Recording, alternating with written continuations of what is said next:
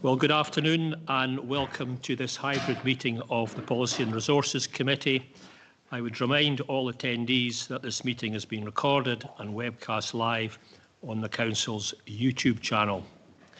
I have agreed the attendance of some members remotely and would remind all remote attendees to mute their microphones when not speaking.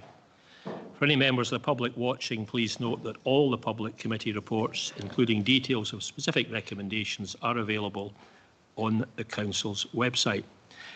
Before we get into the formal part of the meeting, I'd just like to acknowledge that this is Alison Smith's last meeting at the P&R Committee. She retires at the end of the week. I would just like to say I've really enjoyed working with Alison over the last 12.5 years and would wish her well for her retirement.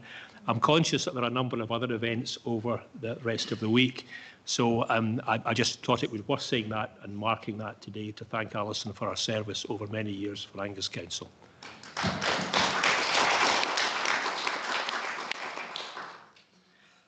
Okay, we'll move on to the formal stuff. Apologies and substitution. Thanks, Convener. There are no apologies or substitutions. Thank you. And declarations of interest and statements of transparency from members.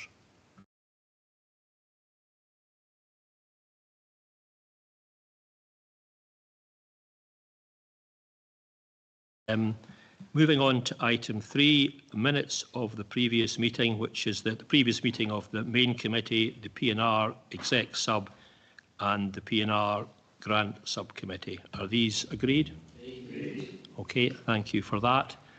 We'll move on to item 4, which is the possible exclusion of public and press. The committee is asked to consider under terms of Standing Order 27.2 where the public and press should be excluded during considerations of items 9 to 12 so as to avoid disclosure of information which is exempt in terms of Part 1 of Schedule 7A to the Local Government Scotland Act 1973. Is that agreed? Agreed. Okay, thank you. A request to speak has been received from Mr Stuart White and Ms Fiona Dorn of the Royal Borough of Arbroath Community Council in relation to items 8, Arbroath Community Centre Future. Mr White and Ms Doran would like to speak about the lack of consultation being carried out by Angus Council and therefore the action they wish to be taken is to review the course of action they've adopted and allow consultation to take place. Do members agree to this request? Agreed. Okay, thank you. We also have a request to speak from Mr Robert Marshall and Mr Neil Brooks of Shape Wellbeing CIC in relation to item 8, Arbroath Community Centre Future. Mr Marshall and Mr Brooks would like the committee to agree to the recommendation in the report in order to develop a community consultation process and return at a later date to present the findings prior to final lease agreement. Do members agree to this request? Okay, thank you. Given that this item is on the agenda at item 8 and the parties are here, are we happy to move this item up the agenda and take this item next? Okay, thanks for that. Okay, so we'll move on to item 8 and we'll ask the first request to speak from Mr White and Ms Doran. You get 10 minutes and we'll give you a warning when you reach 9 minutes and then there may be questions from elected members. So this is Mr White. Welcome. Thank you, Convener. Can I just make a correction? My name is actually Stuart Walker, not Stuart White, for the minutes. So I'm joined today by Fiona Doran, who's the chair of Arbroath Community Council. I'm the treasurer. The community centre has served the town for many generations, and we're very proud that it was brought to the town, for the town and its people by the town's provost, magistrates and councillors back in 1968. It has been a natural meeting place for the Red Lichties, and visitors to take part in sports and activities have formed deep and lasting relationships. The building is the link between the town centre and the harbour. If this building was lost, the strategic importance of its location just could not be replaced. It is therefore much loved and holds a special place, far more than just a place with walls and a roof. We know this as the subject of its future appears on our agenda meeting after meeting. Angus Council has stated that a consultation took place in 2023. This is not entirely correct. Angus Council invited companies interested in the future of the centre. A preferred company, a street dance company, was assisted by the Council to carry out a consultation as part of a feasibility study. This was limited in scope and received 62 responses. Within this were 3 members of the Community Council. It is their recollection that the consultation was centred around bringing street dance to Arbroath and not the future of the centre. It was only by accident that we learned of this agenda item today. The only consultation the Community Council had was a presentation by Shape Therapy on their proposals at our October meeting. At our most recent meeting, we were told by an Angus Council councillor that this was going to be consulted on. They had been informed of this by a council officer. It was later found that he had been misinformed. Angus Council stated they would keep us updated in correspondence. If this is a straightforward money issue, we have been made aware that our local business people are willing to cover the running costs until a solution is gained. There is a strong moral obligation for Angus Council to consult. Both Angus Council and ourselves are entrusted to act on behalf of our community. There is an online petition, although not connected to the Community Council, with over 1,000 names objecting to the Council's proposals today. The subject of the future of the community centre is regularly asked to be on an agenda item at our public meetings. All of the feedback we have is a mixture of anger and surprise at what Angus Council proposes. Surprise because this has been done to the absolute exclusion of the public. Many simply don't know. The purpose of this is not to object to any person or company involved in the future of the building. That is not for us to decide. We're objecting to Angus Council's method of disposing of one of Arbroath's most loved buildings without asking the town for their view. It is our simple and respectful request that the current process is paused and the views of the community of Arbroath be sought and considered. Angus Council do not attend our meetings. We know that some councillors do, but not anybody formally from the council itself. We would sincerely like this to change and have invited the new Chief Executive, Catherine Lindsay, to come to our next meeting. She and anyone else from the authority, including members of this committee, would be welcome. That ends my statement. Okay, thank you, Mr. Walker, and apologies for getting your name wrong. Any questions for Mr. Walker from members?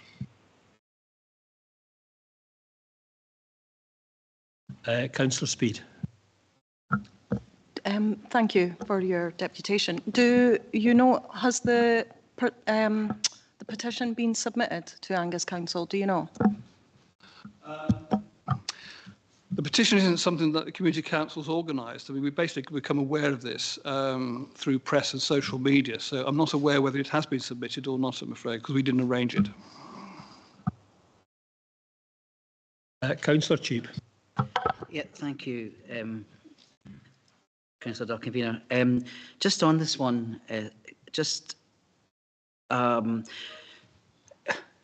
as far as I understand it, because on the timeline of this, when the call out was made to a substantial number of community groups in Arbroath to attend initial engagement sessions, I think over 40 community groups were contacted, which is a substantial number, but only 12 turned up to the engagement session. But that included the Community Council, as I understand. And I believe also the Community Council shared this information on your own, either Facebook or web page, whatever, to the community of Arbroath. So there has already been a form of consultation and engagement with the community, which gave them the chance to interject and liaise on this one. So I'm not quite sure if I can agree with the fact of there's been a lack of consultation when the Community Council has been offered the opportunity and allowed the opportunity to engage on this all the way through it so far. So in what way do you feel there's been a lack of consultation? I think the concern was that this item appeared on the agenda of this committee without much formal notification was going to happen. I mean, we had previously been led to believe by Angus councillors who attend our own council meeting that there will be a consultation before it got to this stage. So that, I think, is the big surprise on this one. We are aware that there have been previous sort of engagement sessions, as you've mentioned, but we thought there would be at least a further consultation, particularly on what is basically a new proposal by the SHAPE group. So that's the main reason of our concern. We really do want this process to be paused so we can have a much more formal consultation taking place about what's now being suggested or proposed. I'm afraid we can't take questions from the audience. I'm sorry. Okay, you're the other part of the deputation. Hi, I'm Fiona Doran, Chair of Arbroath Community Council, and I'd just like to add to that about the consultation that you were talking about. That was done, in my viewpoint, in my memory, was fairly low key. There was very few that turned up to the actual. Sorry, I have a word issue. The community centre that evening, there was 2 opportunities to go, and a few people turned up along with myself and another couple of community council members at that time. But again, we were under the impression that this was for the previous company that was looking like they were interested or was going to be interested in it, because I think the chap himself from the dance place was there and was chatting quite enthusiastically about the building.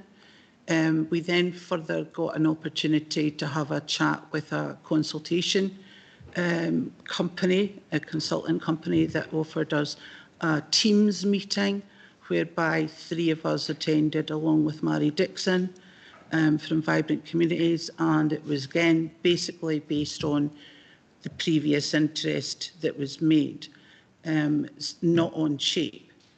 And I just feel that the way it's been handled could have been a lot better.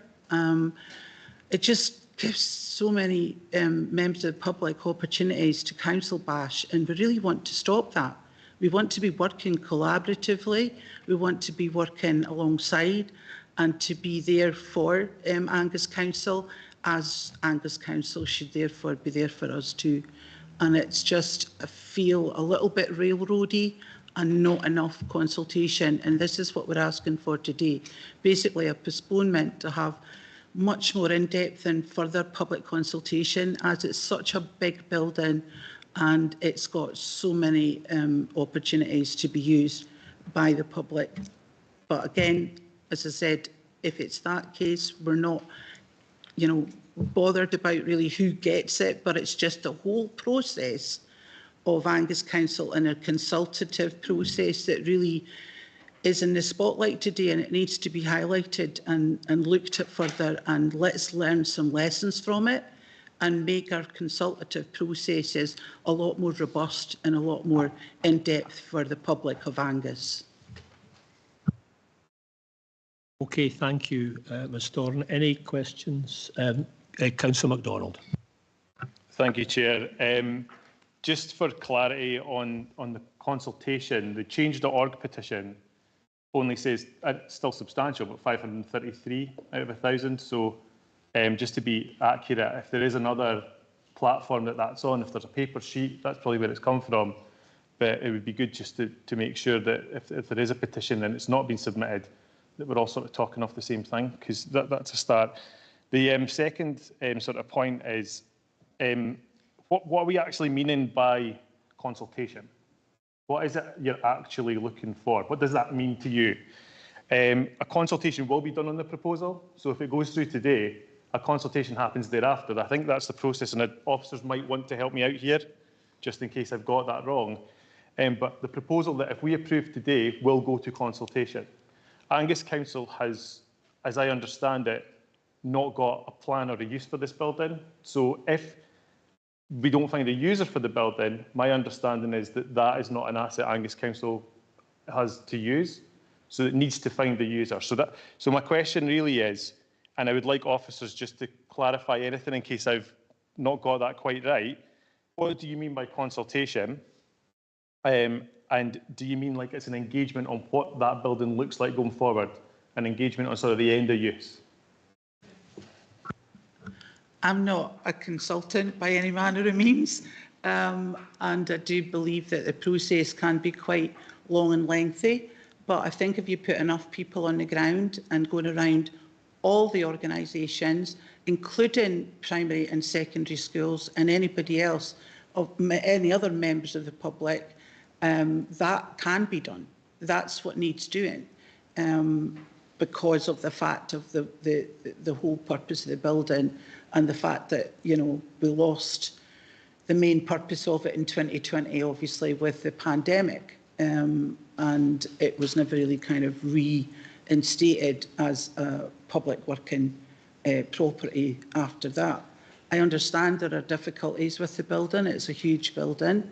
I understand that there was difficulties with water ingress, you know, heating, etc. But we do have Arbroath businessmen that are quite happy to take on the costs of running the building until a more thorough and proper consultation is done with the whole of the peoples of Arbroath, not just the, what was it, 20, 40 odd people that was consulted, or organisations that was consulted before, and we got, you know, very few return. I think the fact that we're aware of a petition that's gaining momentum by the day in place for the people of Arbroath to actually object to this says a lot, and I think that has to be taken into consideration when you make your decision. Another supplementary question? Just I don't know if officers want to, if this is not the time for it, but just to check in on that process, because the question was asked about the building and it going to consultation thereafter. I suggest that maybe officers cover this as part of the presentation? I think fair enough. Would probably be better. It's more just, it seems like we're maybe actually potentially all agreeing. Okay. Any further questions for either of the speakers? Okay, I think I'm not seeing any. Okay, thanks very much, Mr. Walker and Ms. Doran, and you can retake your seats again. And I now would like to call on Mr. Marshall and Mr. Brooks to speak. Pardon? Mr. Brooks is online. Oh, Mr. Brooks is online. Apologies. So we've got Mr. Marshall in the chamber. I hope I've got the names right this time. So once again, you've got 10 minutes, and there may be questions afterwards. And if you're still speaking at 9 minutes, I'll just give you a gentle reminder. Okay. Thank you. Thanks very much for letting me speak today. My name is Robert Marshall. I'm a counsellor psychotherapist, and I just want to report on the proposal of Shape Wellbeing Community Centre. Introduction. Shape Wellbeing was established in 2019 and consists of 3 co-founders, myself, Neil Brooks and Victoria Bell. The primary aim of Shape is to promote wellbeing through reconnection to ourselves and also to other human beings and our surroundings. Shape has partially evolved into a charity operation which is focused on setting up small wellbeing centres in Tayside and Fife. Currently, we have acquired buildings in Arbroath, Dundee and Montefife. The primary aim of this charity is to look at how we can support workers within the third sector who in turn support the vulnerable members of our society. We also separately established Shape Wellbeing CIC, Community Interest Company. This is a part of Shape that is focused on the community centre of Arbroath. As a CIC, our focus is on identifying key stakeholders, decision makers and interested parties within Arbroath to join us in repurposing the community centre for the overall gain of the community. In short, the future of the community centre will be created by the community, for the community and run by the community. If the recommendations are approved today, we would like to establish a steering group of diverse stakeholders, including Community Council, Town Board members and other key stakeholders, decision makers and interested parties from a wide range as possible, with the aim of devising a community engagement and consultation strategy to engage with the townsfolk. Our vision for the future of the community centre: establish the first Shape Wellbeing Community Centre, CIC in Angus, focused on preventative physical and mental wellbeing for the benefit of the community. The centre will complement existing services while introducing unique offerings to Arbroath, which focus on the future needs of the community and complement existing and emergency services. Key features of the centre. The proposal provides for accessibility and flexibility, multi-purpose community spaces that can be utilised by a range of existing or emerging groups within the town. In addition, paddle court, table tennis arena, virtual reality centre, counselling rooms, wellbeing training, training cafe, shop and potentially a ski simulator are all provisions that create multiple opportunities for a wide range of activities and social interaction. Paddle. It is worthwhile taking a moment to describe what paddle is. It's like a combination of squash and tennis played within a glass-walled court. Players can bounce the ball off the walls to keep it in play, therefore making it easier at one level but also more complex for advanced players. One of the reasons it's the fastest growing sport in many other countries is that it's much more accessible for players of all ages and abilities. Sporting legends like Scotland's Andy Murray, Messi, Serena Williams and Ronaldo are avid and enthusiastic players, and as such is beginning to take hold in the UK. Constructing a court that means that international standards for competition means that the players can practice for and engage in tournaments internationally. It also ensures that the Arbroath court can be part of a wider competitive landscape. This means that the construction needs to be fixed. The glass allows visibility for spectators, hence extended participation, community enjoyment and social interaction. For Arbroath to be one of the first to have an indoor all-year-round court would make this venue a destination for many players and would help put Arbroath on the map and as a desirable destination. In addition, the paddle court will be adapted for multiple purposes like volleyball and wheelchair paddle in the space also. In summary, for the community centre to gain a feature like paddle court, it is potentially creating a future young Andy Murray type kid coming out of Arbroath, daring to dream of the future of the youth is something we can all buy into and get behind. 20 by 10 community space. This space is available for the community groups to access and will be open to engagement. We have already consulted with 3 out of the 4 below. Wheelchair basketball, roller skaters, boxing club, after school clubs. Optional phase 2 ski simulator. A ski simulator promotes fitness, inclusivity, offer a year-round access to skiing for all ages. It fosters social connections, supports skill development and reduces travel-related environmental impact. Ideal for schools and families, it enhances physical, mental and social well-being while making winter sports more accessible to the community. More research is required to establish how this would fit in with the existing ski slope at Condor. Initial talks have been held with members of the ski club and the reaction was enthusiastic. Much more engagement and consultation would be required on the option, as it's still unknown if the ski slope at Condor will reopen again. Flexible use spaces for the community groups and organisations to support projects, classes, events and more, designed to facilitate existing and evolving community needs and provide diverse services. We have already reached out to some local business people who are potentially interested in using these spaces. Well-being focus, emphasis on inclusivity, skill building and mental physical health improvement through the innovative resources like virtual reality and paddle, but also allowing for core activities provided by groups and clubs which complement the varied spaces within town. Shape Wellbeing has its own psychological theory which will help the centre to be grounded and safe. Commercial wellbeing network, tapping into the private sector to invite companies along for a weekly wellbeing networking meeting. Each participating company would have access to all the facilities which would foster deeper connection locally and promote business operation from a place of connection and collaboration. Theme and history of the community centre. We appreciate the importance of keeping the heritage of the community centre, and as such we propose to engage with the community groups to create a pictorial historical narrative of the hall as a constant reminder of the significance this important building has held shaping the community of Arbroath. Community and economical impact. First hub in Angus designed for preventative wellbeing and community engagement. Promotes social inclusion and active lifestyles for all age groups and abilities. Revenue generating features like room hire, cafe and training programmes ensure self-sufficiency and can be developed while we redevelop downstairs so we can generate income. Once up and running, the centre will safeguard and provide local employment, training and business opportunities. This is potentially to reversing economic decline of the area and attract investment, particularly around paddock ski, enabling more intensive use of assets and services when control is closer to the community.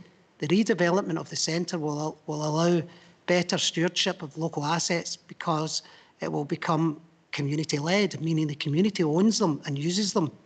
Financial model and sustainability. The short-term goals, finalising business plan through widespread community consultation period and present findings to the relevant parties. Redevelop the upper floors for immediate income generation via room hire for therapies. Long-term goals, achieve financial self-sufficiency by generating income through facility use. Reinvest surplus funds into programmes, scholarships and facility improvements. Collaboration with experts and local mentors ensures accurate costings and best practice for sustainability. Next steps, recruit a steering group of diverse stakeholders, including community council, town board members and all other key stakeholders. Devise a community consultation strategy to engage with the townsfolk. Engage the community in establishing a suitable name for the Shape Wellbeing Community Centre. Secure a long-term lease to progress and finalise the financial plan.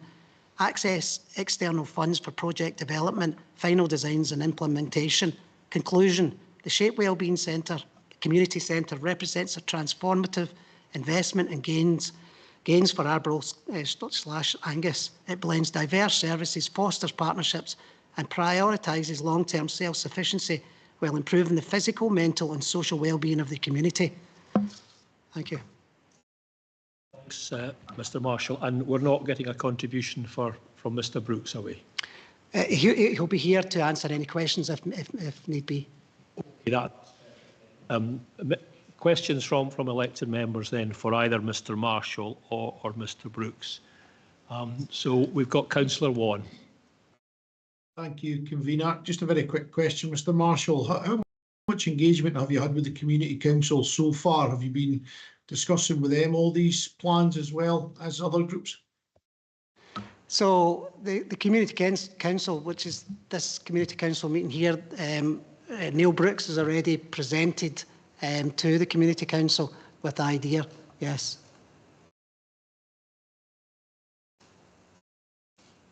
Okay, thank you. Councillor Cheap. Yeah, thanks, Marshall. Could you just confirm or not that if this is approved today, that as part of this, the community of Arbroath will be engaged in further consultation on the aims of the use of what you're proposing for the community centre. Is that correct? Yes, that's firmly what we'd like to do. That's all I need to know. Thank you. Thank you. We've got Councillor Bell. Thank you, Convener. Thank you for your presentation. I note from our report that there's quite well developed financial and business plans and feasibility studies have been carried out. I wonder if that contains comprehensive market research, or is that a process that you're going to continue with the consultation if we approve this today? Thanks. Yes, there was a really in-depth feasibility study that was available to, I think, maybe just elected members, etc. We've looked into that and learned from that feasibility study. I don't think we need to go and do another feasibility study as such, but maybe learn from the existing one, and maybe there is I think that feasibility study was mainly for the showcase. So it's the uses are slightly different potentially, but we learnt a lot from that feasibility study. Yes. Okay, thank you. Any further questions? Councillor Speed. Yep, thank you. Thank you very much for your presentation. Clearly a lot of work gone on since we last spoke. I just wondered if you can confirm if the paddle sport is absolutely critical to your plans, and have you perhaps looked into a flexible type court that might provide more flexibility in the overall use of the community centre? And would you be willing to change the plans should you go out to consultation and the community come back with different ideas and suggestions? How will you manage, you know, the community responses that might be quite different to what you're proposing?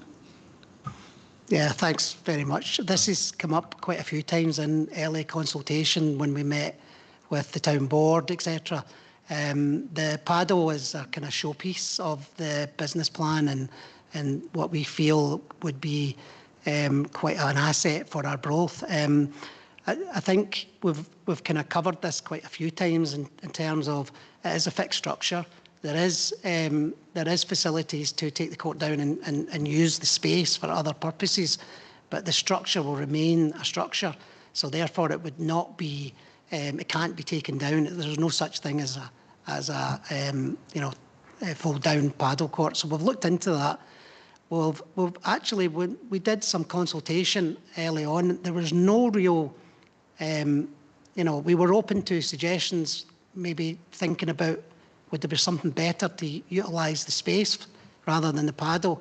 But in consultation, and that was only probably, you know, just reflecting back to the members that what the town board and were suggesting to use the whole hall for wasn't well-being as such. It was mainly for other purposes like ceilidhs and markets and things like that. And that's not really in the sort of well-being sort of structure of what we were proposing. So we were open to that kind of suggestion without going out to a wider community at that stage. But we didn't feel that was a well-being and felt it was a different proposal. And we had already been in consultation for about a year for this. So I think it's just a different proposal. The showpiece is paddle, but it's not just about the floor space, it's about the whole building. It's about utilising the whole building so that we can maximise the potential of every single piece in there, so that we can create that community feel and buzz, really. I don't know if that answers your question. Yeah, no, thank you. The second part to my question around how you perhaps will manage feedback from, you know, should it be agreed today that you go out to consultation, how will you manage kind of some of the feedback that might come that might be quite different to what it is that you're proposing? So yeah, so thanks for that as well. And again, we have looked at this quite a lot actually, because there has been a little bit of resistance to the paddle. We know that, and it's, you know, been widely out there. We feel that we'll create zonal areas. So there's another 20 by 10 space that can be used for, you know, disability basketball. It can be used for five-a-sides. It can be used, albeit it's not the full size. But if you create zonal areas, you've got paddle, you maybe have, you know, five-a-side playing, then you've got VRs, then you've got, you know, table tennis or dance studio. You know, you're creating all these different zones. So we feel that, you know, different zones will be a more attractive proposition for a small town like Arbroath. That's what we think. It will create a better atmosphere and encourage more, I think, social interaction. Okay, thank you, Mr. Marshall. That's really helpful. Okay, any further questions? Oh, Mr. Brooks, do you want to answer a question there? Supplement and answer to a question. I do. Hopefully, can you hear me? Can you hear me? Yeah, we can hear you. Yeah, up a wee bit. That would be better. Okay, so it was in response to that last question. I feel there's a question that was directly asking is what we would do if the public doesn't want a paddle court. I feel that's probably what the question was asking. That would represent a very different proposal, because we do see that as integral to the whole well-being solution that we've devised across the whole use of the community centre. So if it turned out that the paddle court was not part of the plan, then it would fundamentally change what we would do. So I think the answer is for the avoidance of doubt, if the paracourt wasn't there, then we would probably not continue with our interest in the community centre. Okay, thank you, Mr. Brooks. We're not looking at any other questions, so it really falls on me just to thank both pairs of speakers and just ask them to resume their seats while we now move to item 8 on the agenda, which is the Arbroath Community Centre future. And I would ask Alison Smith to present this item. Okay, thank you. This report follows on from a council decision in 2022 to explore options for a new operator to run the Arbroath Community Centre, which closed in 2020. The building was subsequently handed back to Angus Council by Angus Alive in 2023, and the process of handing it back entailed officers engaging with community organisations, including previous users, to determine the appetite for a new operator to take it on before considering disposal of the asset. Following engagement sessions, no one sole operator came forward to take over the building, and money was therefore secured from the UK Shared Prosperity Fund for a lead organisation to commission their own feasibility study to determine the financial viability of operating the building. This report now updates on the findings of the study and the outcome of the process that's been undertaken as part of Angus Alive handing back the building, and which has resulted in a community-led operator coming forward with a proposal to secure the future of Arbroath Community Centre.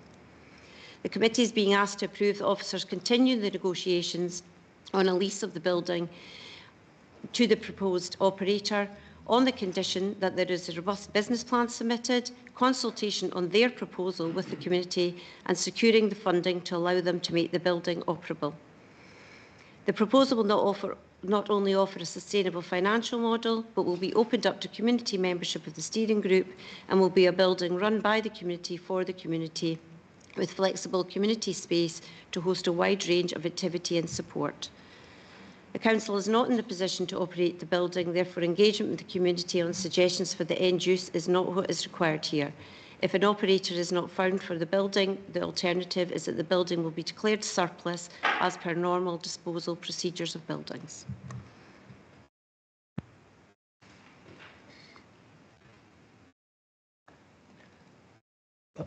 Okay, right. Thanks very much indeed for that. So, questions for officers? Councillor Cruikshank. Thank you. Can Ms Smith confirm whether there was any legal requirement to conduct a public consultation before making a decision on the future of the Arbroath Community Centre? If there was no statutory obligation, was the Council ever advised that a public consultation should be undertaken as a matter of good governance and best practice, given the significance of this building and the level of community interest? Furthermore, does the Council believe that the consultation process, as it stands, met the expected standards for transparency and public engagement, or does it now recognise that more could and should have been done? I'm going to let Alison Watson take that question in terms of the legal position on the consultation. Thank you, Alison. In terms of whether or not there's a legal obligation to consult, as it's not a common good building, there is no legal obligation to consult. That would be under the Community Empowerment Act. If it was a common good building, as it's not, there is no legal obligation to consult. In terms of good governance, advice that I would provide, which I have got here, is that if we go out to consult where there is no legal obligation to do so, we then raise a legitimate expectation that the Council will then take into account that feedback from consultation. Therefore, that does open the Council up to a risk of challenge, given that we are not legally obliged to do it, but we would have to have due regard to the feedback received. So as Mrs Smith has said, we're in a position where we're not able to continue running this community centre ourselves. We wouldn't be able to take on board the feedback received from the public, unfortunately, given that position, and we're under no legal obligation to do so. So no, certainly no advice that it would be a matter of good governance to consult. And in terms of the consultation that has been undertaken, we would say that what has been done is probably more than is legally required, in that what I've said in terms of it not being a common good building, and also this is a building that otherwise would be declared surplus possibly and dealt with under the usual property route. And in that case, consultation wouldn't be required to be undertaken. So I'd say on that point that I feel from a legal position that we have done, and Alison may wish to comment further on, out with that, what we've done voluntarily in the consultation that has been undertaken, and whether or not, how robust that has been. Okay, thank you. Alison Smith, you want just to... Yes, just to add, so in terms of this being probably a different process than anything we've carried out before, because this has been about finding an operator as opposed to consulting on what should happen with the building per se. So it wasn't an open consultation on the future of the building. Officers were asked to go out and find a new potential operator, and that is the process that we have gone through since 2022 and since the building came back in 2023, and this is where we are at the moment.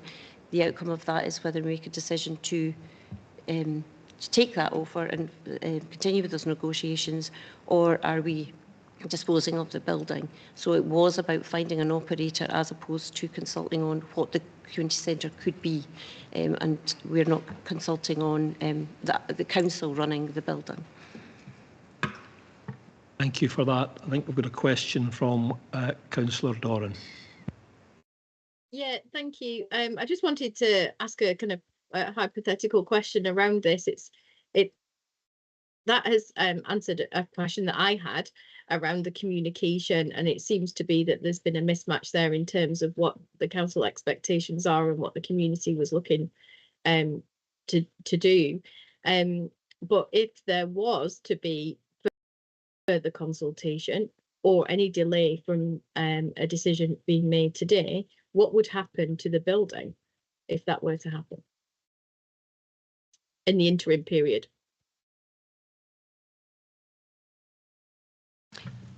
So if we were not to make if a decision is not made today, we still have to make a decision to complete the process, which was in regard of finding a potential operator.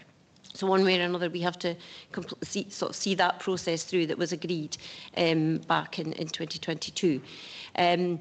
Meanwhile, Angus Council is responsible for the ongoing maintenance costs of the building, sort of energy costs at the moment, maintenance, and any planned maintenance that's required. So the longer that goes on, we continue to have those costs. The council would be responsible for that. But a decision has to be made one way or another as to the future of the building, whether it is to continue with the negotiations and secure a lease of the building, or to put the building on the market for sale or lease. When that decision is made just depends, therefore, on ongoing costs, but it's the council at the moment who are paying for those costs. Thanks. Okay, thank you, Mrs Smith. Any further questions? Councillor Cheap and then Councillor Speed. Thank you, Chair. Alison, as far as in the recommendations today, it does say under recommendation 4 that if we were to approve, it would be officers to continue discussions with Shape Wellbeing and negotiate lease terms. Would those lease terms include the lease being a full repairing and insuring lease? I've got two questions here. It's the first one. Yes, that's what's proposed.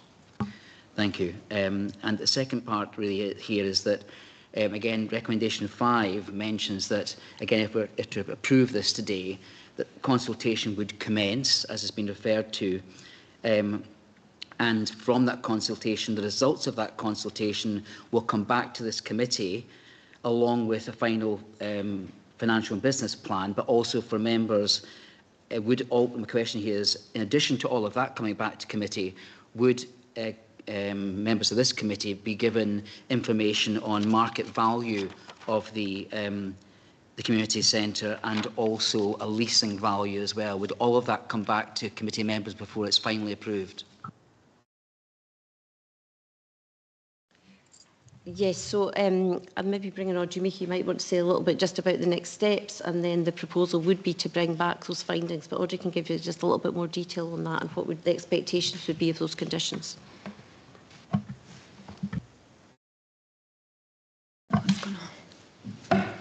Sorry, so the next steps would actually be a couple of different things. The community development officers would be working with the group to support with a wider community engagement and consultation, and our estates team will come in and start to negotiate the heads of terms and actually to look at the state of the building and look at the repairs, etc., that is ongoing within there. The lease will be negotiated. So what will most likely, and discussions have started, but what will most likely happen will that the lease terms will be on a stepping process. So all of that information will come back to committee with regards to how much the lease will be. So no decisions will be made until everything is taken back to committee with regards to the funding on the table, the consultation that's taken place, and the agreements of the heads of terms. And Alison Watson might want to just come in on the heads of terms, but it's quite a common process, as you'll be aware, with regards to what normally comes back. It's just a normal lease of a building. Yeah, I would completely agree with what Audrey said. So it would all be coming back before members, before a final decision's made, and as would, you know, where there isn't a delegation to officers following that process when it comes to committee. A surety that would include, and it's coming back to us, A, market value in case it doesn't go to lease and we have to go to disposal, and B, what the commercial rent would be as well. That will all be formed part of the report. Yes, it would, Councillor Cheap. Thanks very much. Okay, thank you. Councillor Speed. Yeah, thank you. It's crucial that we get this right today, and it's important that we listen to all voices around the table, and it's been really helpful to hear from all deputations. I guess there has been a bit of a material change of circumstance from when we first went to consultation, and that when the consultation process first started, there wasn't the scenario and situation and commitment in terms of the roof repair and the costs, which have come down considerably, but there's that commitment that those roof repairs will be carried out for any group that was to be taken on the building. So with that in mind, and with where we're at now, and from, you know, taking into consideration all that we've heard today, I think from what's been said as well, the you know, Shape Wellbeing and the, you know, should this report be agreed, the consultation that they have is going to be really crucial in terms of that feedback, especially around the paddle sport, which is crucial to their plans. What if another community group or interested party did want to come forward and submit a business plan for consideration alongside? How would that work? It's important that we have a fair process. So what if there is another interested party? Would they be able to submit something alongside, and then perhaps like an option appraisal comes back? Because ultimately we need to get what's best for the community of Arbroath. So at this stage, what we were tasked to do was to go out and find a potential operator, and that's what's on the table today. Should that not be the option that members prefer, then we would be putting that out there, putting the building, declaring it surplus, and putting out for lease or sale. At that point, any other group could come forward with a business plan or be coming forward with a proposal and looking to lease the building. But it would be through that stage, because this is just concluding the handing back process per se, you know, that we've talked about of Angus Alive. So it would be as part of that second stage to say, well, the building is now surplus, and then we would be able to consider further options. Okay. On you go. Thank you. Yeah, because that's not perhaps really clear within here. There's obviously a huge amount of work going on from Shape and Wellbeing. There's, you know, lots of ideas and possibilities within what they're proposing, and we know that there's lots of ideas and suggestions within the community and what they would like to see. However, ultimately, it does need a driver and someone to take that forward. And I appreciate we do have that in Shape and Wellbeing, but I guess my thinking is, what if there is something else out there, or another group or party that might want to? Is there any way within the recommendations that can be made more clear that actually, should anybody else have a business plan, that they can submit that to the council. Obviously, we don't want to delay the process. They would need to be able to, the timescales would need to be in sync. I'm not sure who's going to answer that question. Are you going to answer it, Alison? I think probably. Yeah, I suppose that process has been undertaken. So albeit I appreciate you're saying situations maybe moved on in terms of the roof repairs, but I think as Alison has covered off, we did undertake the events at the beginning of the process. We did discuss with community groups. There was no single community group at that point that wanted to take the building on. So we have, you know, endeavoured to discuss with community groups to get that feedback from them. And now we're at the position where we have a viable option for members to consider. And I think if we were to continue this process, you know, it is going to take a considerable amount of time. We're currently would have to be, you know, maintaining and the cost to the council of that. So I think that's you know, what we have already undertaken, Councillor Speed. So I think, as Alison has said, the alternative would be that we would, you know, look to declare the building surplus, and then offers, you know, could come in from alternatives at that stage. But at the moment, we are following this committee's previous instruction to find an operator. That's what we've done, and that's the position. Okay, thank you. I've got questions from Councillor Boyd, Councillor Cruikshanks, Councillor Meehan and Councillor Vaughan. So, Councillor Boyd first. Hello, I asked a question. If we were to go through the situation of the CIC and consultation, what is the timescales for that?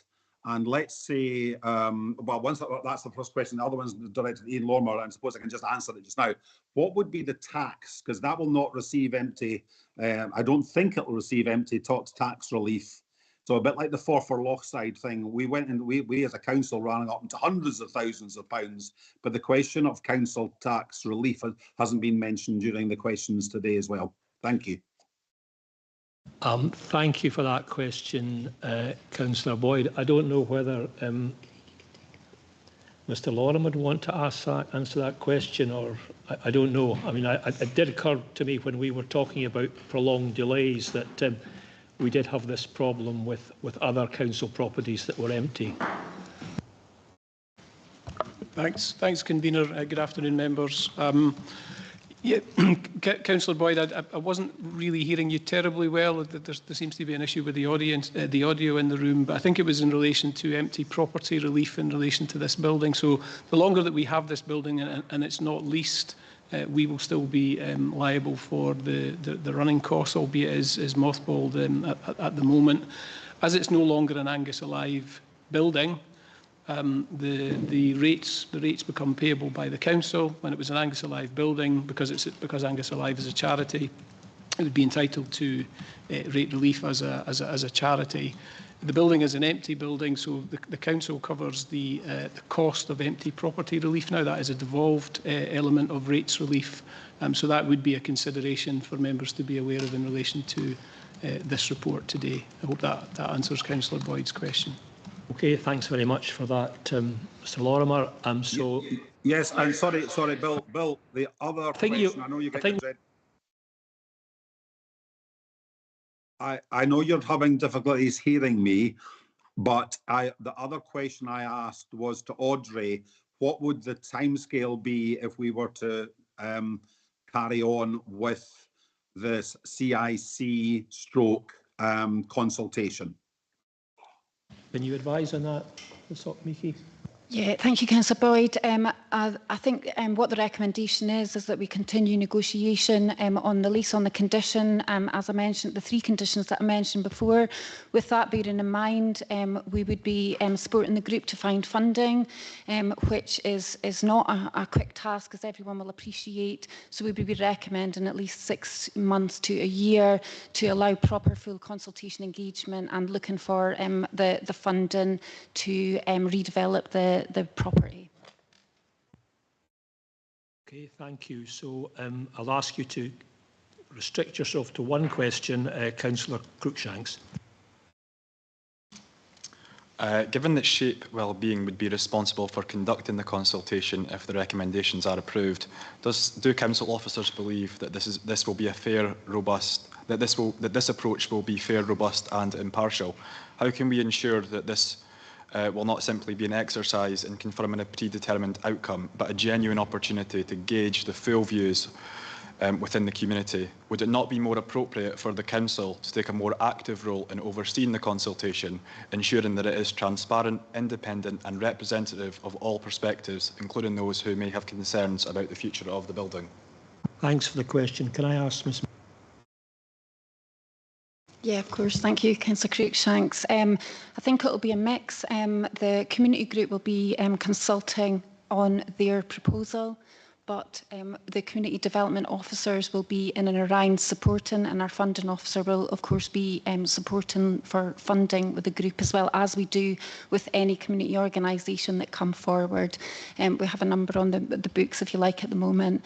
So it'll be a bit of a both. We'll be absolutely making sure using all the tools that we have available through the voice template, etc., that we have discussed before, and we'll make sure that it is an absolute fair process. And of course, it will come back to members, to committee, to review in due course. Thank you for that. Councillor Meehan. Thank you, Chair. Having listened to the debate and the presentations, I think I'm fairly clear that what's happened up to now is exactly what members had asked and asked of. Remind you were in questions rather than comment. Yes, this is my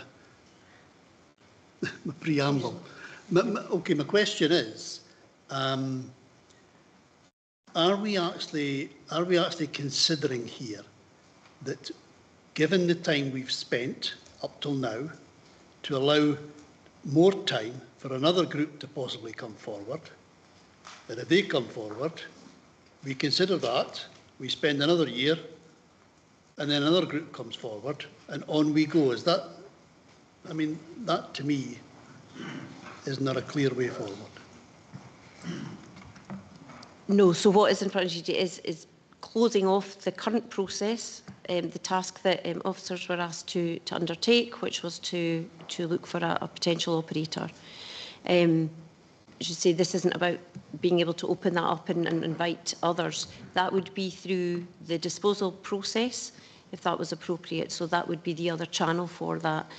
Fully appreciating these types of bids take time to work up, particularly where there is funding to be found, building capacity of groups, etc. So they are not quick wins, but that would be the channel to do that. But it's the process here today is the one that needs a decision on that, whether we continue or whether we close that down and go down the alternative route through the disposal procedure. Okay, thank you. And Councillor Vaughan. Thank you very much, Convener. Again, I've obviously listened to both deputations today and thanking them both for coming along. And I've listened to officers, and I would like to thank them for the work that's gone on so far to get this to where we are. However, I think it's only fair and democratic, on the basis we keep using that word here, and transparent, that I ask if this can be deferred to full council, so that all councillors, including all the Arbroath colleagues, have a say in this. And I would ask, under Standing Order 36.2 or 36.2, that we defer it to full council. Thank you. Thank you, Councillor Vaughan.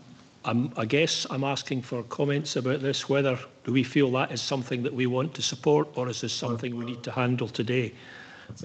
I think I need a seconder, don't I? So, do you have a seconder? I do have a second.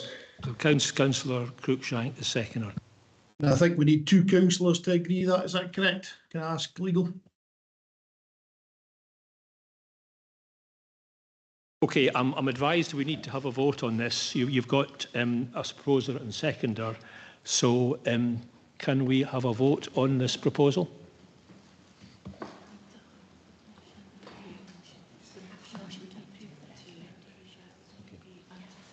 Yeah, okay. I'm proposing a motion that we approve the recommendations. Do I have a seconder? Okay, Councillor Devine. Okay.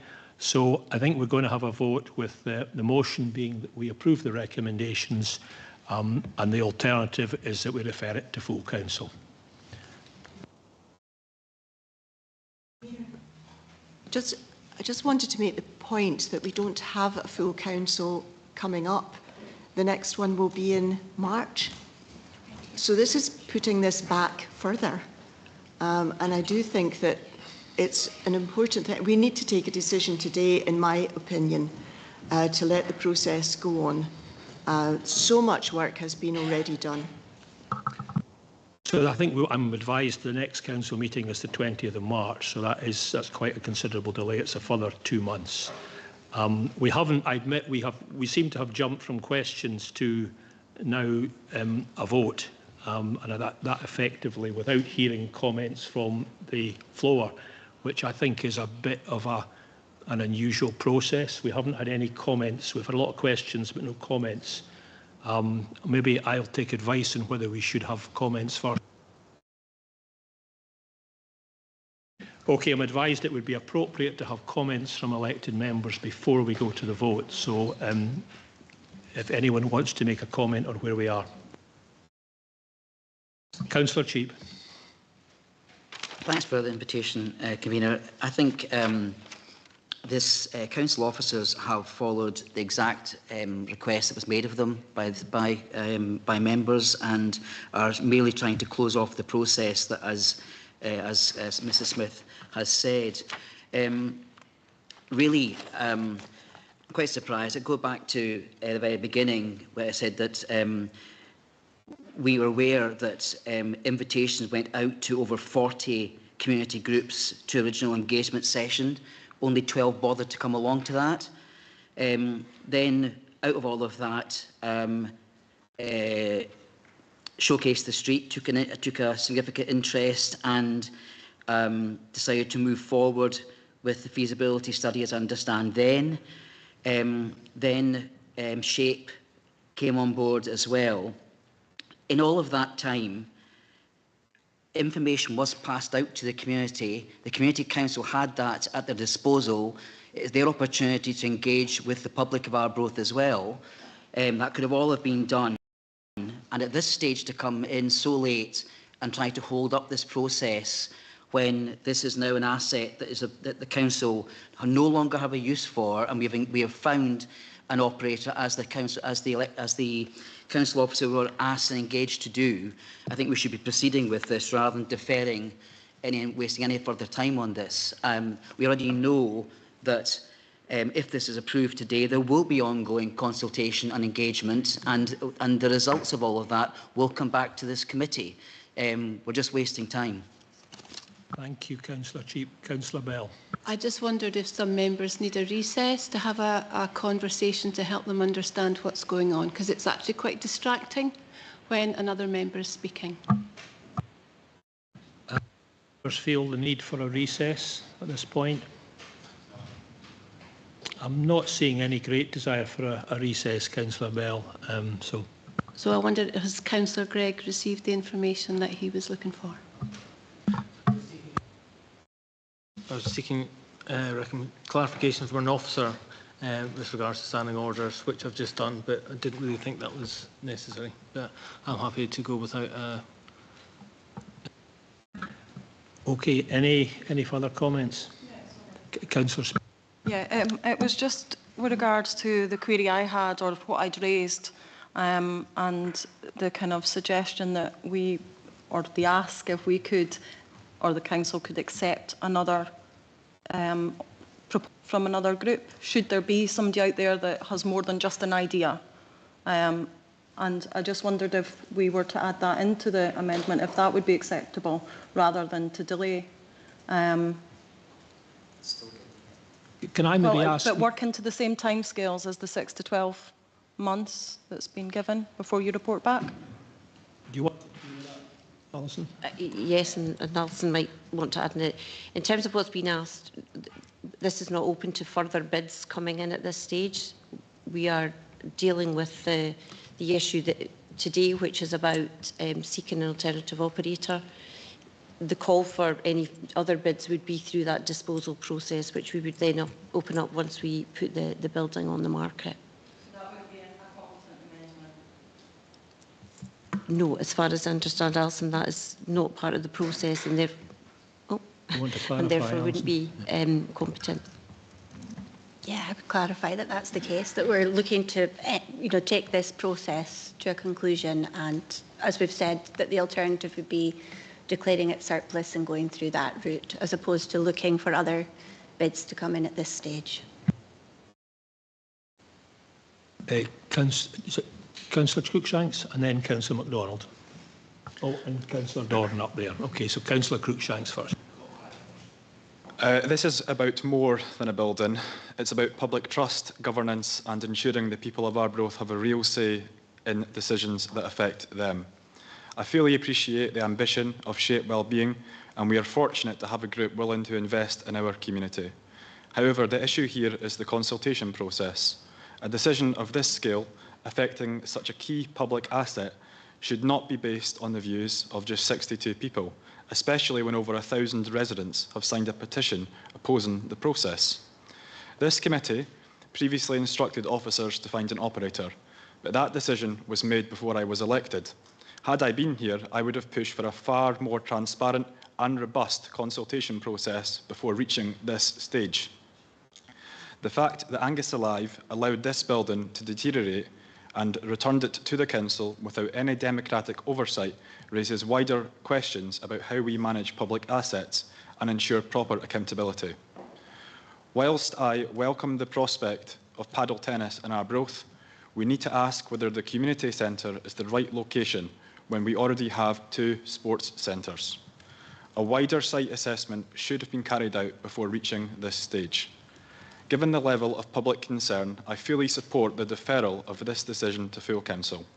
This will allow all Arbroath members the opportunity to come forward, ensuring that the community's voice is properly represented in the debate. This is too significant a decision to be made without the fullest democratic scrutiny possible.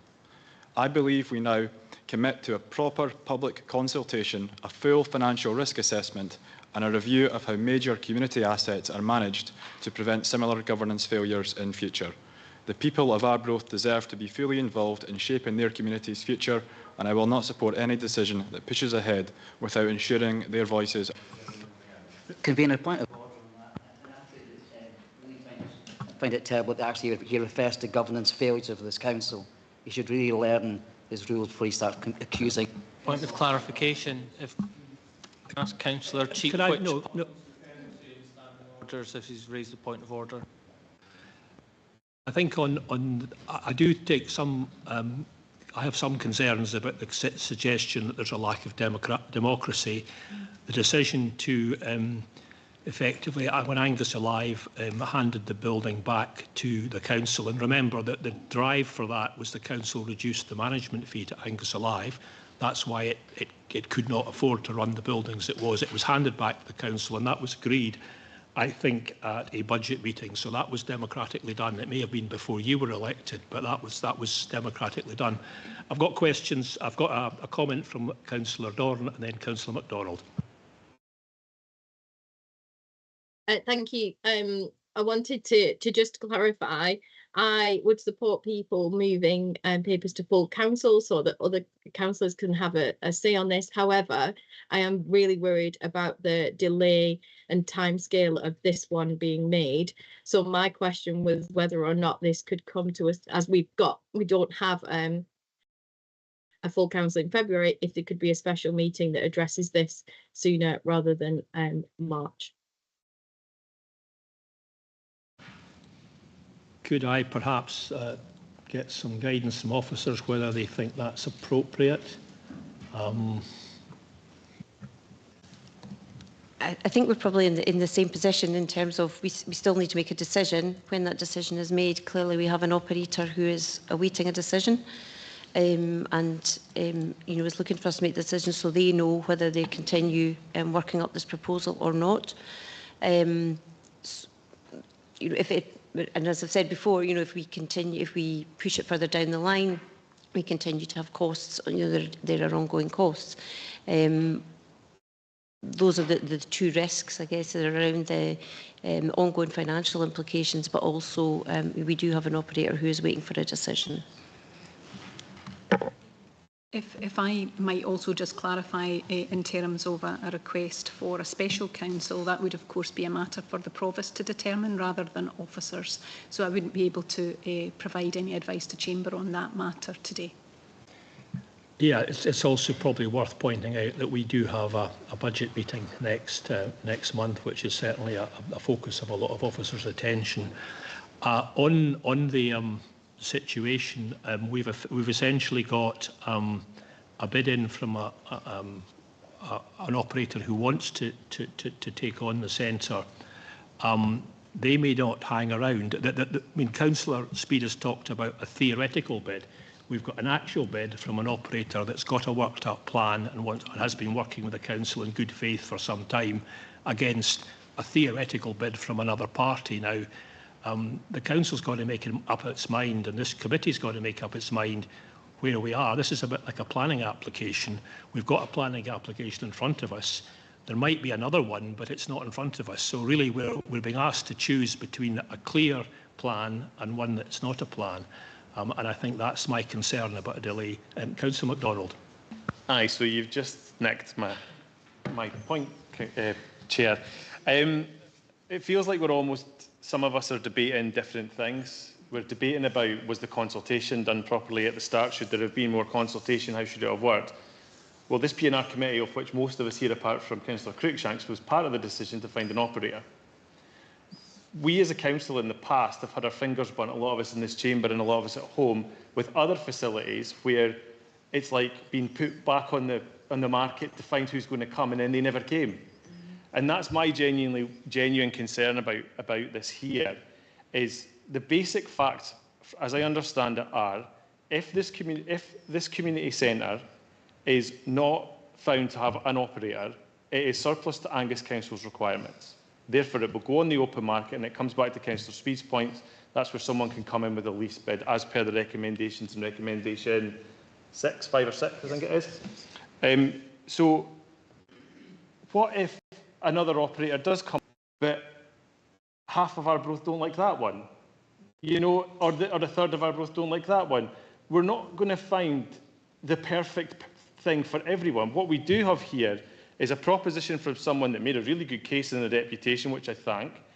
In a way, we're kind of the victims of our own success here, in the sense that this community asset is going to potentially be used, as opposed to sitting empty and racking up bills. It's one of these weird things. I kind of feel like we're in this really weird spot, because ultimately, if this organisation hadn't come forward, the decision that we would be making is to put this on the open market. And then what would we do there? We would still be in the same spot we're in, but we've actually got an operator. So I find it really, for me, it's a really weird one. The other thing about Arbroath is we've got the community courthouse project that's coming on that will provide functional space for all of the things a community centre needs and does. If we go to Appendix 1 of the papers, Arbroath is not lacking spaces to do things. So if the argument is you want to play indoor football like you used to do at the community centre, there's a space for that in Arbroath. And if you go down that list, there is a ton of options to hold community events in and around Arbroath.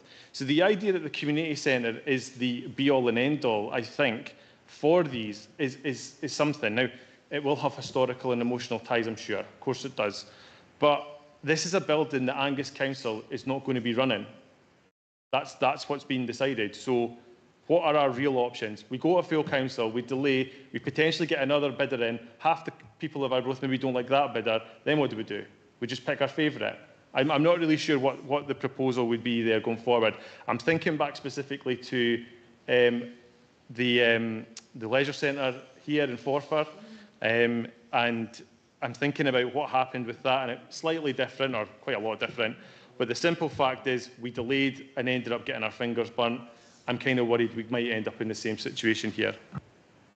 Thank you, Councillor MacDonald. And I've got Councillor Vaughan as well. Thank you, Convener. Just really to add to it, I've got nothing against what the officers have done consultation-wise. I fully understand the position that they've come from. They were asked to find an operator. I've got absolutely nothing against Shape and Wellbeing and their proposals that we heard today. I've taken on board what the Community Council have said. I'm also taking on board the fact that there's a petition going about. But yes, you're absolutely right, Councillor MacDonald. If we got a second bidder in, there might be a third or a fourth or a quarter, whatever it is of Arbroath that doesn't like that bid. I'm purely asking today that this is deferred to full council to allow all 28 of us, and that includes my 7 colleagues from Arbroath, to at least have the right to have a say in this decision on behalf of the people of Arbroath, whether they agree with it or not. I think it's really just that transparency that I'm asking for, and that will show the Community Council that us as a council are actually listening, and at least we will then all have the democratic voices from Arbroath and from everywhere around Angus that can decide on that. Thank you. Okay, thank you. And did Councillor Cruikshank want to contribute again? Thank you. Yeah, I'd just like to correct myself. I do appreciate there was no governance failure. Just like to put that on the record. Yeah, appreciate that. Thank you. So that's all the comments that we've got. Okay, I think you've made a... Mr. Speed. Thank you. It was really just to clarify, I absolutely appreciate all the work that's gone in from Shape and Wellbeing, and I wasn't looking to halt that process, just to be absolutely clear. I was, supportive of going to, for them to go to consultation and come back. What I was looking for was a proposal that I felt was a win-win, which was, it's all good and well. There have been lots and lots of ideas about what could be used in the community centre, but actually, if my amendment that I was proposing had been agreed, it would have provided anybody that had more than just an idea to come forward. And it wouldn't be about just picking what we felt was the best. It would be picking what we all felt was right for Arbroath's future within the community centre. Okay.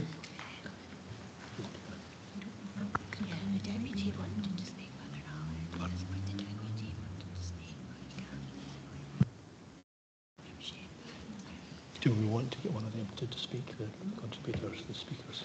No, it's just to draw your attention to the fact that he was clearly wanted to come in, but it's been provided once. Yeah, I think we're going to vote.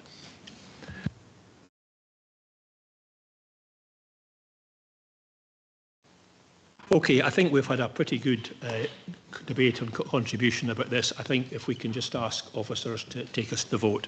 So just to clarify, you clarify what we're voting on here. The motion, as proposed by Councillor Duff and seconded by Councillor Devine, is to agree the recommendations as outlined in the report. The amendment, as proposed by Councillor Wan and seconded by Councillor Cruikshank, is to defer the consideration of the report to the next full meeting of Angus Council. And I'll now take the vote. Councillor Duff. Motion. Councillor Meehan.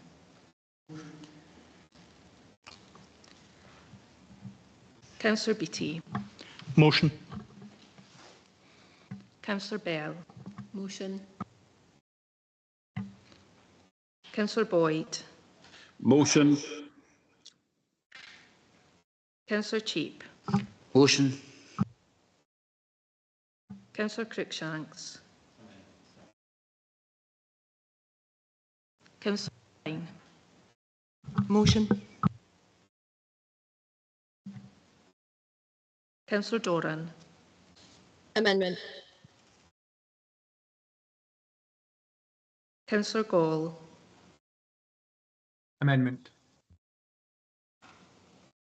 Councillor Gregg.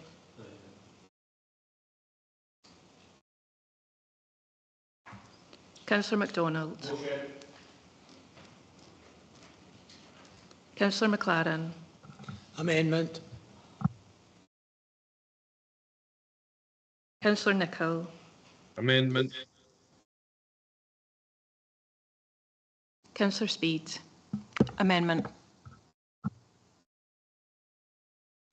And Councillor Wan. Amendment. That is 8 for the motion and 8 for the amendment. The convener has the casting vote. Okay, I'll cast my vote for the motion. So we we just, the decision is to take the paper as it is. We're noting the decision of Council on the 3rd of November 22. We're noting the decision of the committee on the 29th of August 23. We're noting that an interested community-led operator, Shape Wellbeing Community Interest Company, has been involved in the development of the feasibility study and has presented a proposal to lease the community centre.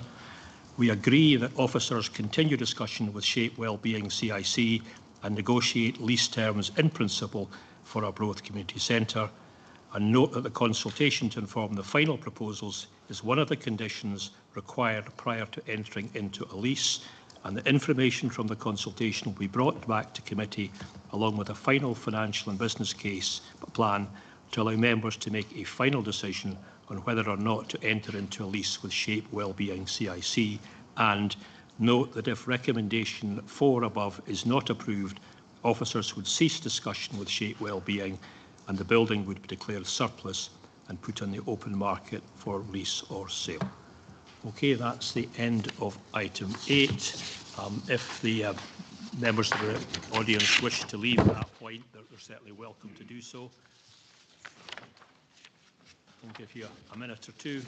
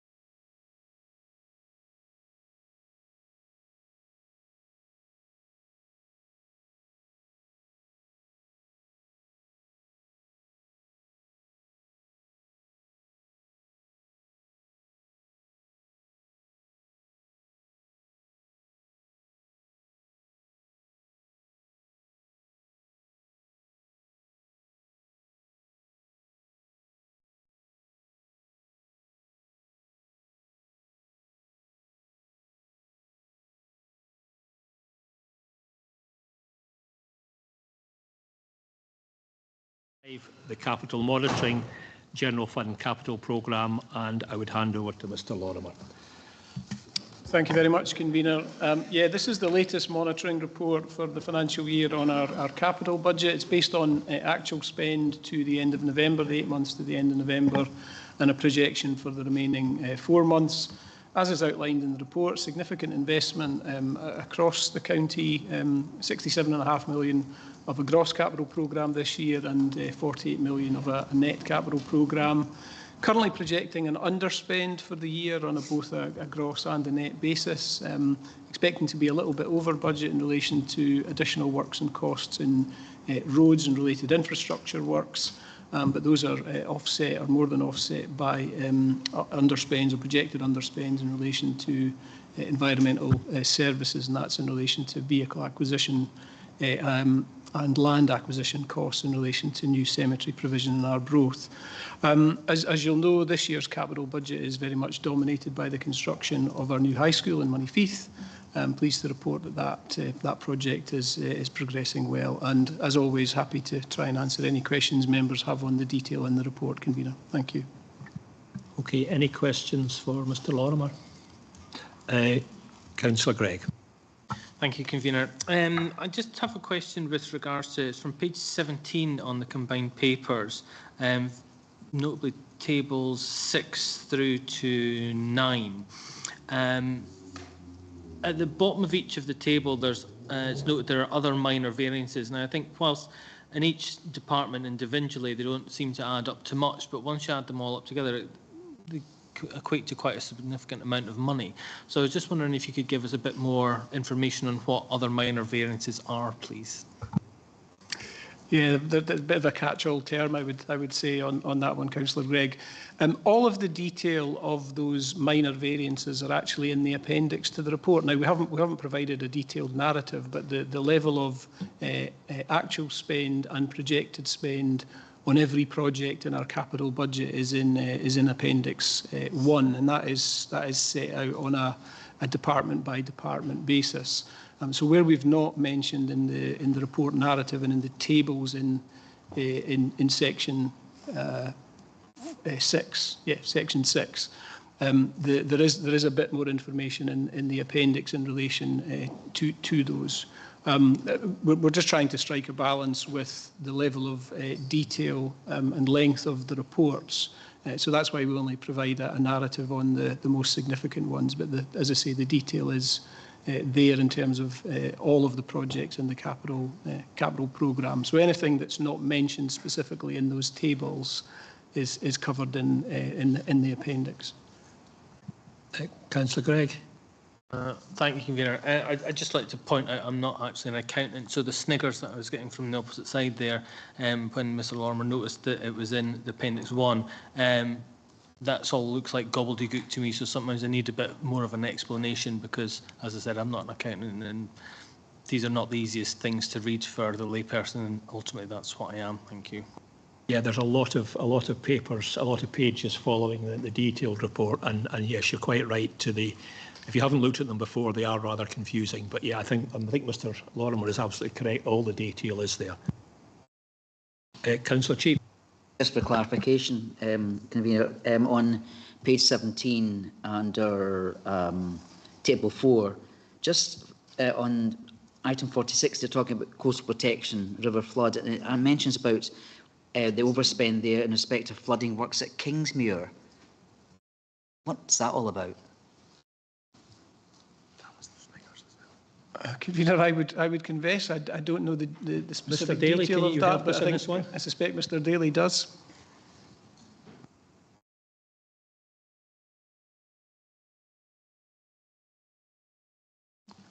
Yes, I think this is a matter for members will be aware of, because we had a meeting on site. It was a loose track of time, but possibly a couple of years ago.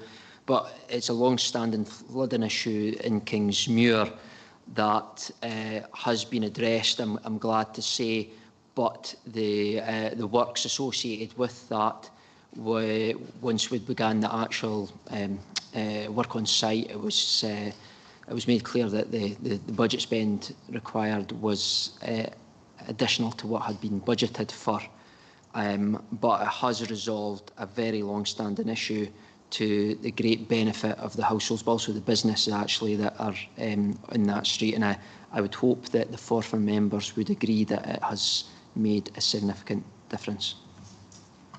Thank you for clarifying that, Mr Daly.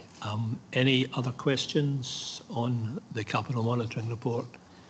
I don't see any comments. Councillor Gregg. Thank you, Convener, and thank you, Mr Lorimer, for the report. Yes, as a Forfar member, I would concur with Mr Daly that it has made a significant difference to Kingsmuir, and as it does actually say in the report, that this overspend will partially offset by money from the Forfar Common Good. Thank you. Okay, thank you for that piece of detail. Thank you. No further comments? Okay, I'd just like to thank Mr Lorimer for the report. I think the capital monitoring on the sort of general fund items from memory was a pretty healthy, well over 90% of spend projected to the year end, which I think is a pretty sound position and perhaps better than we've seen in past years. So that's a well done to all the staff on that one. Okay, we'll move on to item 6, which is the revenue monitoring report, and again, Mr Lorimer. Yeah, thanks again, Convener.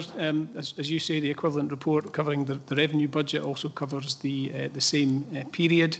As reported previously, most directorates of the Council are projecting to overspend this year, and that's a reflection of the impacts of a whole range of inflationary and demand pressures.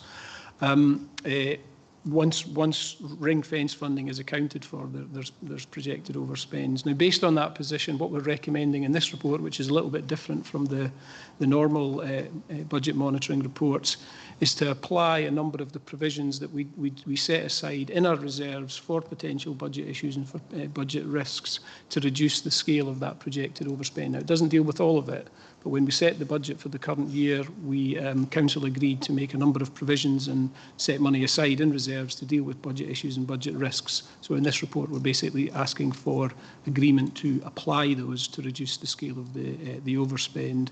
We're also proposing to use uncommitted reserves towards the shortfall in our change programme that has previously been reported to this committee, and to deal with the small unbudgeted element in relation to pay awards for the current year.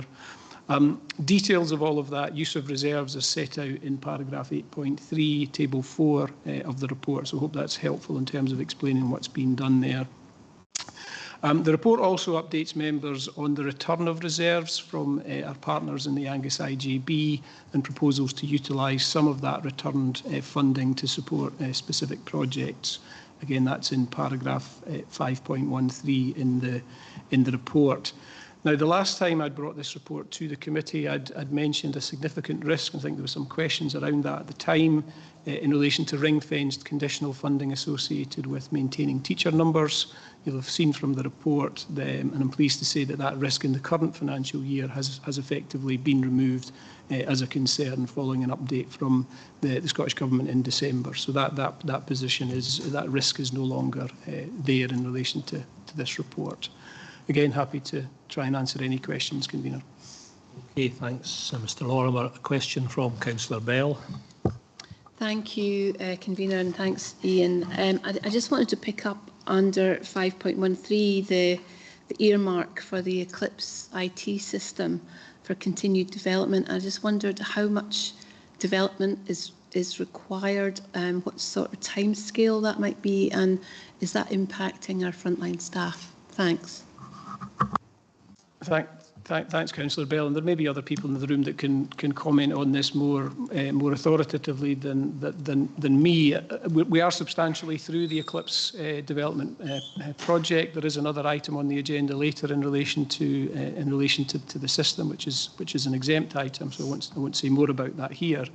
But we are substantially through the implementation of that project. There's really only a couple of modules. They are important modules because one of them is finance.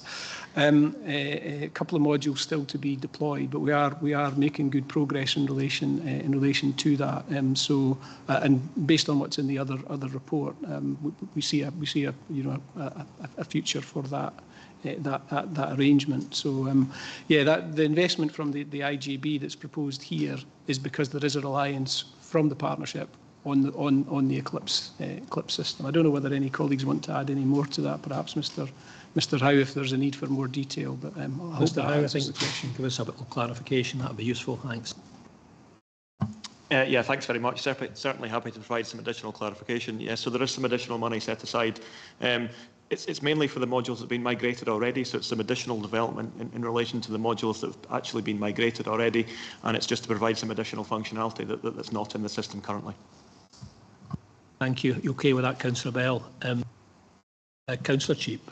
Yeah, thanks. Again, just to go back to page 35 and para 5.5, we would refer to a deficit of just under £400,000 on here, and it says the reason is due to an income recharge shortfall within business support. Can we have a little bit more information about that, what the cause of that is? Yeah, thanks, Councillor Cheap. It's a bit of a complex picture, but within the way that the Council's finances work is that recharges are made from different areas of the service. So the main one would be recharges for staff time that's spent, whether it's finance, legal, HR, etc., IT, for services on behalf of non-general fund services. So that could be the Housing Revenue Account, could be charities, could be common good. Now, what we've found through time, because of changes in the way that the cost base and the usage of some of those services, that the budgets, the recharge budgets and the income budgets haven't really kept pace with those changes in costs and usage. So there's a kind of underlying issue in relation to income recharges. I think it's mainly in relation to housing from business support, and that's creating a shortfall. The good news from that is that there's less of a cost then hitting in terms of the Housing Revenue Account on the other side, but it creates a shortfall in HR, really the business support element of the HR budget. We are looking to address that issue through the work that there's an item in our change programme which is about looking at all of those recharges and our external charges. So we do anticipate being able to address that through that piece of work. Just for clarification then, if you don't mind, so it's not that we're failing to invoice or we're delaying invoices, it's just the fact that there's a technical switch effectively here. Sorry, yes, Councillor Cheap. It's really about where the costs land between the different separate accounts that the council has. Thank you. Any further questions, Councillor Devine? Thanks, Convener. I think this is really for Mr Daly as well. On page 44, under property costs, there's a deficit of 193,000, which is primarily due to the deficit on road street lighting energy usage. Now, I was under the impression that we were saving money through the street lighting, but I was wondering why this was coming under property costs. It's confusing me a bit. Mr Daly, can you clarify?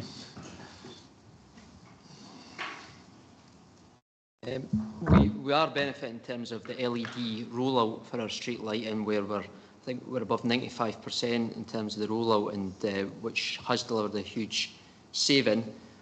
You have to balance that with the actual cost of the electricity, and that is the reason why we have the overspend. In terms of it being against property, perhaps, I don't know if Mr Lorimer could confirm, but I think it's just from accountancy perspective, it's always been put against property. The budget is where it's at, but perhaps Mr Lorimer could add to that. Through you, Convener, I'm happy to take that one away and look at it. My instinct would be that it's a supply and service, but there may be something else going on there that I'm not aware of. That's fine. Thank you. Thank you for the question. Any further questions? Okay, I don't see any further questions. Any comments on the report? So on this report, we are asked to agree proposals for the use of Angus IGB reserves returned to Council as detailed in 513. Note the renewal and repair fund position as set out in section 518 of the report and Appendix D. Agree the budget uplifts from the General Fund Reserve as detailed in section 8, and review and scrutinise the contents of the report, in particular the comment on the financial implications section regarding the projected year-end position as set out in section 9 of this report. Is that all agreed? Okay, thanks very much indeed. We'll now move on to item 7, the annual procurement report, and if I can hand over to Mrs Alison Watson on this one. Thank you, Convener. This report presents the Council's statutory annual procurement report under procurement legislation and recommends that the annual report is published and the necessary return made to Scottish Ministers. It also seeks approval for a review of the Council's ongoing membership of Scotland Excel to consider the benefits to the Council in order to ensure that this is still a valuable resource for the Council. The report before you contains information on all of the statutory indicators that we're required to report on. I can advise the members that work is being finalised to implement performance indicators, and going forward our annual report will look to include reporting on these to align with the Council's new performance framework. Work is also ongoing on a central recording system for procurement activity and a community benefits portal, all with a view to improving the capture of relevant data. My colleague Alison Gallagher, Procurement Manager, is on the call today to take any questions. Thank you. Okay, thanks very much indeed. Any questions on this report? I've got Councillor. Thanks again, Councillor. It's just, I think I'd like a little bit of reassurance in, obviously my page numbers are out against you because I've read this when it's at pre-agenda stage, but I was referring to, I know Scotland Excel has come under the spotlight here, but if I'm reading correctly, there's a recommendation for the procurement team to increase from 7 to 13.5 employees, I think, in here. Is that as a result of directly procuring, as I understand it, rather than automatically going via Scotland Excel?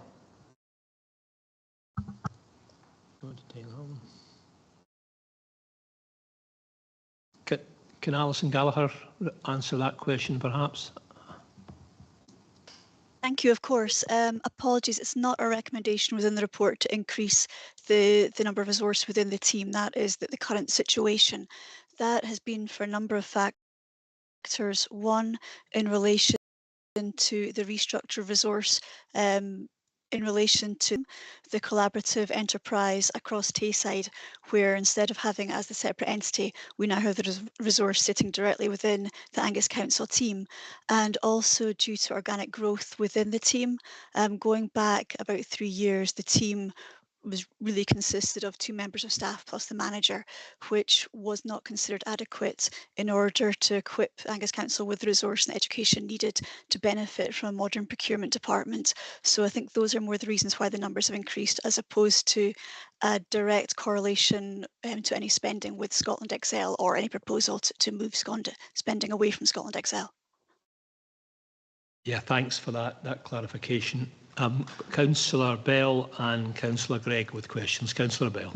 Thank you, Convener. Thanks, Alison. Yeah, I know on page 85 in particular, there was an eye-watering amount that jumped out, and I'm aware that's part of a national contract at the very top of the table. And I wondered if it is possible to get a reflection of Angus's share of any national contracts. Thanks. Yep, you're absolutely correct. The way that the contract register, which is a statutory obligation for us to publish, the way it's reported in the public domain contains awards that we publish ourselves based on our own procurement activity, but it also contains awards that are made on a national level, which incorporate frameworks, which we can then participate in, and that's very much the case in this example. As part of the education process within Angus Council and the work my team are doing, it's about increasing the amount of contract awards and procurement awards that get published and therefore hit this register. And as part of that, the actual call off in relation to this Fry Angus Council, along with other such frameworks, would help highlight that information. So I'm very keen to share that level of detail with members, and that forms part of the project that Mrs. Watson mentioned just a moment ago about putting systems in place to try and harness more accurate procurement data with regards to Angus Council's third-party spend, so we can more appropriately use that to advise and influence, but also to share with yourselves to give an accurate picture. Okay, thank you for that. And did I have a question from, was it Councillor Gregg? No, Councillor Gregg, and I think then Councillor Cruikshank. Thank you, Convener. Just with regards to Scotland Excel, presuming that we agree to the review, is there a sort of a timescale upon that, and when a report will be brought back to committee? Did you catch? Can you answer that one? I didn't quite catch it, but hopefully you did. Yes, of course. The simple answer is no, I don't have any immediate timescales in place. If there's a recommendation from committee today, I'm happy to take that away and work towards that. It's very much more to highlight to members today with Scotland Excel. Having read the report, I'm sure you've identified that the expenditure, the annual membership fee, doesn't directly correlate with the savings being published as the direct result from Scotland Excel. So I feel it is only responsible that we do this deeper dive just to make sure we are getting value for money. Of course, our relationship with Scotland Excel extends further than just the financial benefits we can achieve directly from their frameworks. They provide a lot of support and expertise and influence as well within the supply chain, but I think it would just be responsible to yourselves to have that deeper dive into it. And if elected members would like to give a timescale on that, I'm happy to take that away and work towards it. Okay, thank you for that. Yes, I think what you're doing is the appropriate thing, is to do a review of its Scotland Excel and come back with a recommendation. I think that makes a lot of sense. Councillor Cruikshanks. Thanks. The report states that £7.6 million of spend from other councils went to Angus-based businesses through Scotland Excel frameworks. Is there data on how much Angus Council itself spends with local businesses, and are there further opportunities to increase local supplier participation? Absolutely. Oh, apologies. Yes, I don't have that data in front of me, but I can absolutely share it with elected members at a later date. And yes, this is one of the benefits that I do see from Scotland Excel membership, is the opportunity to open the marketplace to the local supply chain. We do have a responsibility here within Angus to promote those opportunities to the supply chain, encourage them within the procurement process. And that's something that perhaps we're not undertaking to its full extent at present. But absolutely, there are opportunities there. And that's one of the, hopefully, the outcomes of this review that I'm planning to undertake. But in terms of information more specific to Angus Council spend with those local suppliers, I can pull that together and report back in a later date. Thanks, Alison. I think that would be very useful to elected members. Any other questions? Don't see any. Any comments from elected members on this report? I don't see any comments, so really just calls on me to thank both Alison Watson and Alison Gallagher for this report. It's a fairly lengthy report and there's a lot of good information in it and well worth looking at. So we were asked to note the Angus Council Procurement Report 23-24, which is annexed as Appendix 1, authorise the Director of Legal, Governance and Change to publish the annual report on the Council's website, and to provide the necessary return on the annual report to Scottish Ministers in line with Section 15 of the Procurement Reform Scotland Act 2014, and authorise the review of the Council's ongoing membership of Scotland Excel, a paid-for provider of procurement services and resources within the public sector in light of the potentially diminishing benefits. That agreed? Okay, I think we are now moving into the exempt items at item 9. Hi John, can you stop the live stream please?